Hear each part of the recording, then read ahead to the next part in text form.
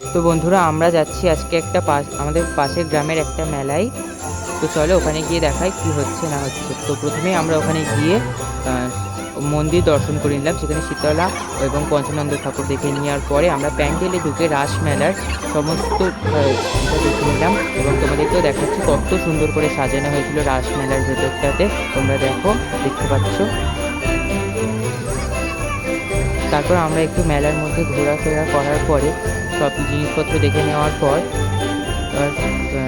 শুভ কাকারও আবার একটু ঘোরায় এবার ওঠার ইচ্ছে হলো, তো ওকেও একটু ঘোরায় না ওঠানো হলো। কিন্তু খুব লজ্জা লাগছিলো, কারণ অনেকটাই বড়, বাচ্চাদের এর মধ্যে চড়ালো।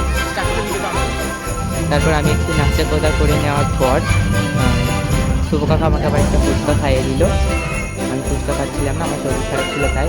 তো বাই বাই, এত দূরে ছিল আজকে আমার ব্লগ।